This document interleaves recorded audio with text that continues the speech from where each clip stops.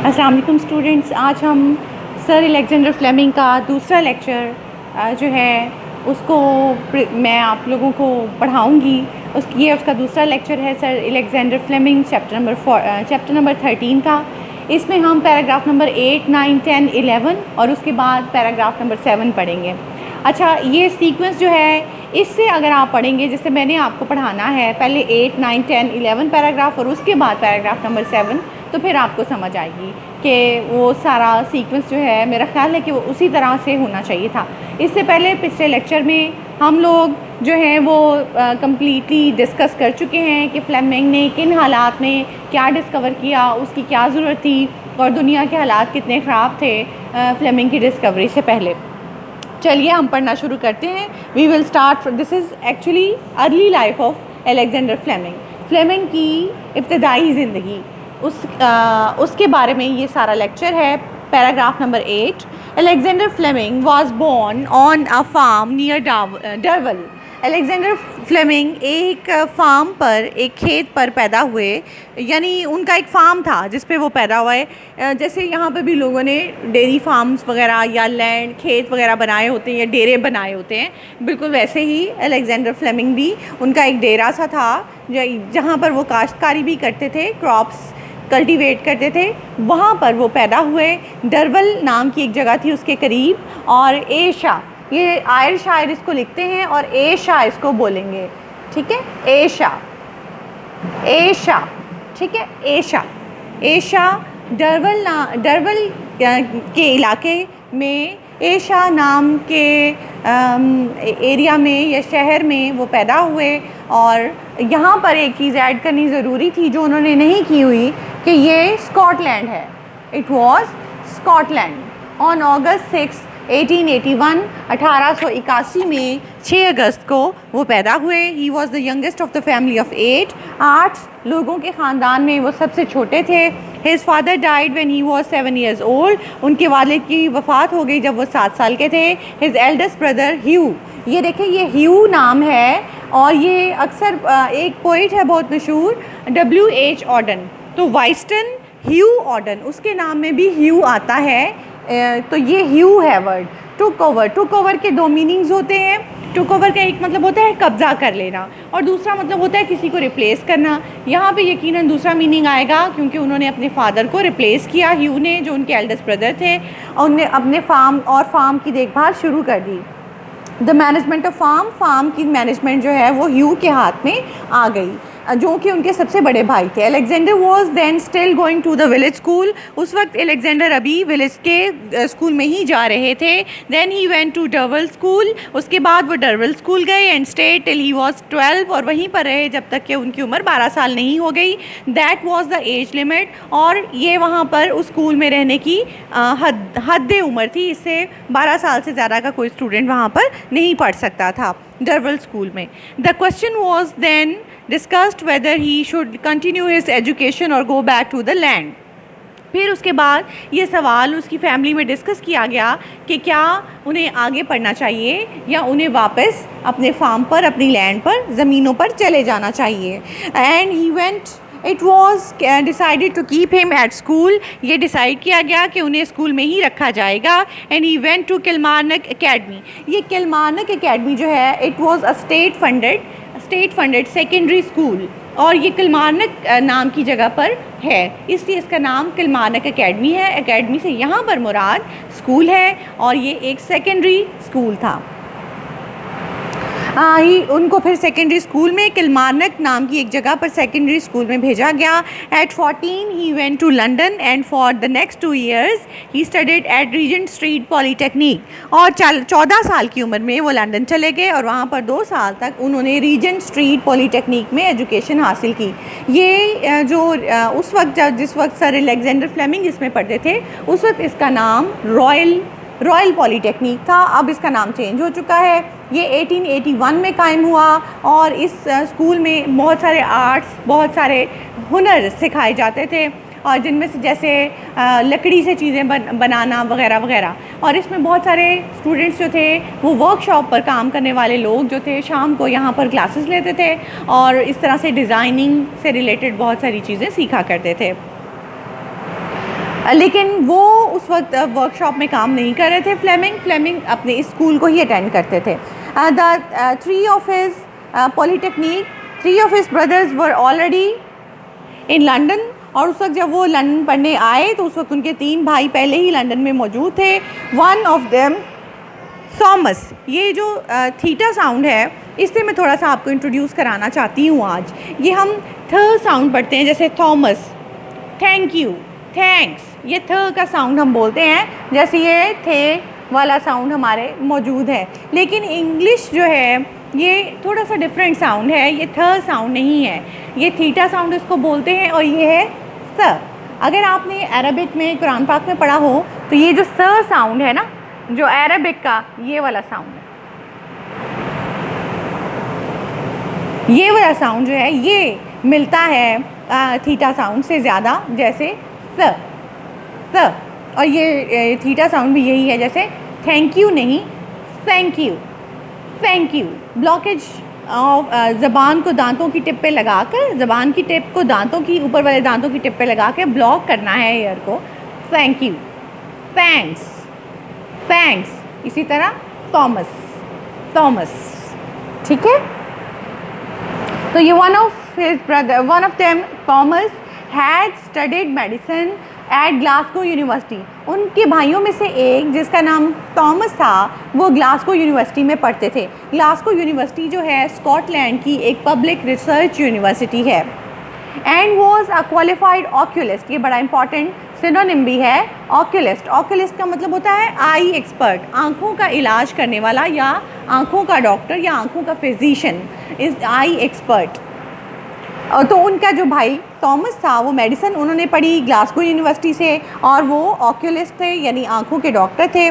2 others became opticians, और उनके 2 भाई जो हैं वो ऑप्टिशियंस बन गए। ऑप्टिशियंस होते हैं वो एक्सपर्ट्स जो हमें ग्लासेस लगाते हैं, ग्लासेस लगाने वाले या कॉन्टैक्ट लेंसेज लगाने वाले एक्सपर्ट्स को ऑप्टिशियंस कहते हैं। उनके 2 भाई ऑप्टिशियंस बन गए और एक भाई थॉमस जो हैं वो ऑक्यूलिस्ट बन गए। And back at Scotland one of his sisters married a Darvel doctor, और स्कॉटलैंड में उनकी एक बहन ने एक डर्वल के डॉक्टर से शादी कर ली। डर्वल के डॉक्टर से मुराद कि डर्वल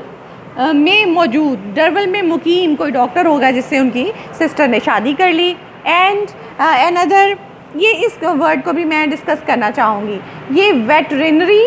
अगर आप इसके स्पेलिंग्स याद करेंगे तो फिर आपके लिए बेहतर रहेगा कि आप इसको वेटरिनरी पढ़ें, वेटरिनरी, ठीक है, वेटरिनरी। और हाँ, लेकिन अगर वैसे यूजुअली अगर आपने फ़्लो में बोलना है तो फिर आपके लिए है कि आप इसको वेटनरी पढ़ें। इसकी 2 प्रोनाउंसिएशंस हैं, एक है वेटनरी और दूसरी है वेटरिनरी।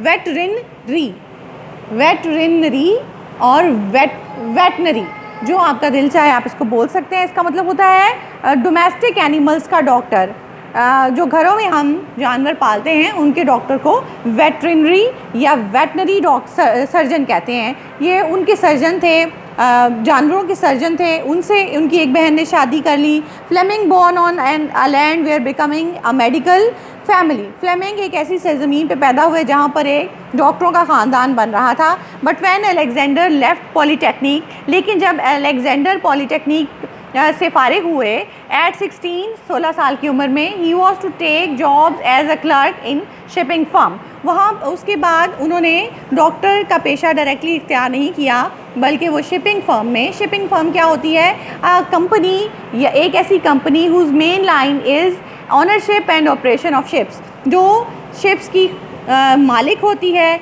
और शिप्स जो हैं वो उस पर सामान लोड करके इधर उधर भेजती है। शिप्स जो है वो किराए पे देती है या शिप्स की जो है वो कार्गो जो है वो डिलीवर करती है। ऐसी कंपनी को शिपिंग फर्म कहते हैं। और इस ऐसी फर्म में, ऐसी कंपनी में जो है अलेक्जेंडर फ्लेमिंग ने क्लर्क के तौर पर जॉब की in a shipping firm in Leadenhall. ये वर्ड है Leadenhall street. Leadenhall street London की एक गली का नाम है और ये कॉमर्स के लिए यानी तिजारत के लिए, ट्रेड के लिए बहुत मशहूर गली है। लेडन हॉल स्ट्रीट में एक शिपिंग कंपनी थी जिसमें 16 साल की उम्र में पॉलीटेक्निक से जो है फ़ारिग होने के बाद अलेक्जेंडर फ्लेमिंग ने क्लर्क के तौर पर जॉब की। There was not enough money for him to study for a profession or trade, क्योंकि उनके पास इतने पैसे नहीं थे कि वो किसी अच्छे या ज़्यादा बेहतर चांसेस वाले प्रोफेशन मीन पेशे को अपनाने के लिए आगे स्टडी कर सकें या तिजारत का पेशा अपनाने के लिए आगे स्टडी कर सकें, उनके पास इतने सफिशेंट पैसे नहीं थे। फ्लेमिंग, हम पैराग्राफ नंबर 10 की तरफ मूव कर रहे हैं। Fleming work at the Leadenhall street for 4 years, then Fleming ने 4 साल तक लेडनहॉल स्ट्रीट में जो है काम किया। Then at 20 he received a share in legacy. Legacy का मतलब विरासत, इनहेरिटेंस या बीक्वेस्ट या एंडाउमेंट। विरासत में उन्हें अपनी हिस्सा मिला जब वो 20 साल के थे। It was not large but enough for him to train for इस वर्ड को भी मैं डिस्कस करना चाहूँगी, CAREER। इसको हम कैरियर पढ़ देते हैं।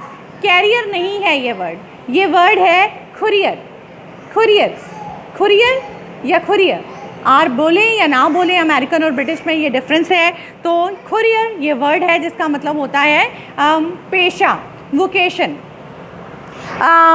विद ये कैरियर नहीं है। With better prospect mean likelihood, chances.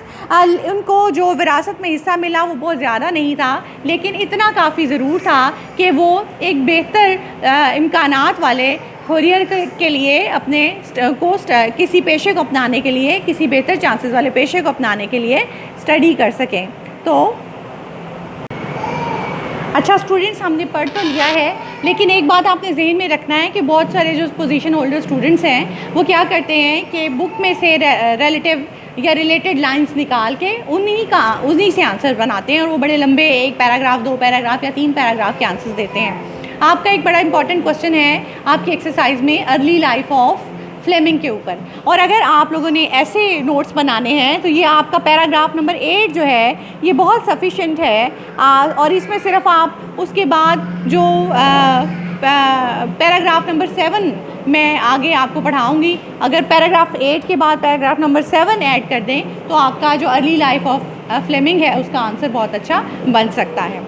हाँ जी स्टूडेंट्स, तो हम लोग पैराग्राफ नंबर 9 कर रहे हैं, हम इसी को कंटिन्यू करते हैं। His brother Thomas was then in Harley Street. Harley Street जो है ये सेंट्रल लंदन की एक स्ट्रीट है और 19th सेंचुरी में यहाँ पर बहुत सारे डॉक्टर्स, हॉस्पिटल्स और क्लिनिक्स हुआ करते थे। तो उस वक्त चूँकि उनका भाई थॉमस जो था वो भी मेडिकल एक्सपर्ट था आइज़ में, और इस वजह से उनका भी यहाँ पे यकीनन वो कोई क्लिनिक होगा या किसी हॉस्पिटल में वो काम करते होंगे हार्ले स्ट्रीट में। तो ये अभी उनके ब्रदर हार्ले स्ट्रीट में काम करते थे। And according to Fleming himself, my brother Thomas pushed me into medicine. और फ्लेमिंग ने खुद कहा है कि मेरे भाई थॉमस ने ही मुझे मेडिसिन में भेजा, और बहुत अच्छा हुआ कि वो मेडिसिन में आ गए। मेडिसिन की हिस्ट्री शुरू हुई, जो जदीद मेडिकेशन है उसका निज़ाम, दवाइयों का जो है वो उसकी बुनियाद फ्लेमिंग ने रखी। we are moving toward paragraph number 11. There were 12 medical schools in London and Fleming knew nothing about them. अब ये देखें, ये फिर थीटा साउंड आ गया ना, है ना, जैसे Thomas, thank you, thanks, nothing और या समथिंग। तो ये फ्लेमिंग जो है लंदन में 12 मेडिकल स्कूल्स थे। अच्छा, मेडिकल स्कूल से आपने कंफ्यूज नहीं होना कि ये कोई स्कूल थे, जैसे हमारे यहाँ पर फैसलाबाद मेडिकल यूनिवर्सिटी है या मुल्तान मेडिकल यूनिवर्सिटी है, ये वही मेडिकल यूनिवर्सिटीज़ हैं, लेकिन वो लोग जो हैं वो इसको स्कूल कहते हैं। ठीक है, स्कूल के नाम से आपने कंफ्यूज नहीं होना। वो स्कूल को स्कूल, कॉलेज को यूनिवर्सिटी को स्कूल कह रहे हैं, स्कूल को एकेडमी कह देते हैं, तो इससे आपने कंफ्यूज नहीं होना। मैं साथ साथ आपको बताती जा रही हूँ कि ये मेडिकल स्कूल है, इसमें आप डॉक्टर बनेंगे पढ़ के। ठीक है, तो 12 साल जब वो हुए, हाँ, लंदन में आए फ्लेमिंग, उनको अपनी लेगेसी मिल गई, तो उन्होंने 12 स्कूल्स थे लंदन में, उन्हें किसी के बारे में कुछ ख़ास पता नहीं था। ही चोज़, इस वर्ड को भी मैं डिस्कस करना चाहूँगी। ये चूज़ है वर्ड, चूज़ फर्स्ट फॉर्म है, चोज़ इसकी सेकंड फॉर्म है, और थर्ड फॉर्म है चोज़न। ठीक है, इसको हम चूज़ पढ़ेंगे, चूज़ मुंतखब करना, फिर चोज़, और फिर थर्ड है चोज़न, चोज़न, ठीक है। तो उन्होंने इंतखाब किया, चोज़ मीन सेलेक्ट, उन्होंने सेलेक्ट किया सेंट मैरीज़ का for no better reason than he had played water polo against the hospital team. और चूँकि एक दफ़ा का जिक्र है कि फ्लेमिंग ने सेंट मैरीज़ की मेडिकल टीम के ख़िलाफ़ एक वाटर पोलो का मैच खेला था। इसके अलावा उन्हें सेंट मैरीज़ का कुछ पता नहीं था कि ये कैसा स्कूल है, कैसा मेडिकल स्कूल है, लेकिन उन्होंने इसमें एडमिशन ले लिया सेंट मैरीज़ में अपने ब्रदर थॉमस के कहने पर। द प्रॉब्लम वो स्टिल, अब हम पैराग्राफ नंबर 7 पढ़ेंगे। मैंने आपको बताया कि अर्ली लाइफ का जो, अगर आप बहुत सारे स्टूडेंट्स जो हैं लंबा क्वेश्चन अटैम्प्ट करना चाहते हैं, ख़ास तौर पे जो पोजीशन होल्डर्स हैं, तो वो पैराग्राफ नंबर 8 को कम्प्लीटली लिखें अर्ली लाइफ में, और उसके बाद ये पैराग्राफ नंबर 7 से आप सिर्फ ये डेट उठाएँ कि उसने कब पास किया, फाइनल एग्ज़ाम्स कब उसने 1906 में Fleming pass the finals of his medical examination. बस इतना सा आपने जो है उसमें ऐड कर देना है, और इस तरह से आपका एक लंबा सा जो है वो बन जाएगा आंसर किस चीज़ का, आपके क्वेश्चन का, कि उसकी अर्ली लाइफ ऑफ फ्लेमिंग का, ठीक है। And join the staff of, ये जो है अगर आप इसमें फिर बाद में पैराग्राफ नंबर 7 ऐड कर देंगे, 8 के बाद, 8 पहले लिखना है, फिर 7 की ये लाइंस ऐड कर देंगे, तो आपका मैक्सिमम लेंथ का क्वेश्चन बन जाएगा। जो स्टूडेंट्स मैक्सिमम लेंथ के क्वेश्चन करते हैं वो जो है उनके लिए ये अच्छा रहेगा, इस तरह से वो इसको बनाएंगे, ठीक है। द प्रॉब्लम वो स्टिल अनसॉल्व इन 1906, 1906 तक ये प्रॉब्लम, मेडिसिन का ये प्रॉब्लम अभी तक अनसॉल्व था कि जो है ज़ख्मों में जरासीम मौजूद थे, बॉडी के अंदर जरासीम मौजूद थे, और उन्हें मारने के लिए कोई भी तरीका इलाज मौजूद नहीं था। मोहित आवाज़ बंद करें। The problem was still unsolved in 1906 when Alexander Fleming passed the finals of his medical examination. Alexander Fleming ने 1906 में अपना मेडिकल एग्जामिनेशन पास किया and joined the staff of inoculation department of St. Mary's Hospital, और Saint Mary hospital के injection लगाने वाले department को join किया। पेडिंगटन जो है सेंट्रल लंदन में एक एरिया है, और यहाँ पर फ्लेमिंग को इन्फ्लेमेशन ऑफ वुंड्स का सामना करना पड़ा, यानी इन्फ्लेमेशन ऑफ वुंड्स का या इन्फेक्टेड वुंड्स जो हैं उनका सामना करना पड़ा। जंग के दौरान जो है ज़ख़म ऐसे आए जो ख़राब थे, जिनमें इन्फेक्शन था, और मेडिकल हिस्ट्री के पास या मेडिकल से रिलेटेड लोगों के पास इसका कोई इलाज नहीं था कि उनका इलाज कैसे किया जाए। वो तो सिर्फ सर्जरी के दौरान जिस्म में जरासीम दाखिल होने से रोकने के काबिल थे। जब जिस्म में पहले से जरासीम मौजूद हों तो उनका इलाज कैसे करना है, इसका कोई तरीका मेडिकल हिस्ट्री में मौजूद नहीं था। अब इससे रिलेटेड एक ही क्वेश्चन है कि फ्लेमिंग की अर्ली लाइफ, उससे रिलेटेड क्वेश्चन जो है वो भी डिस्कस कर लेते हैं।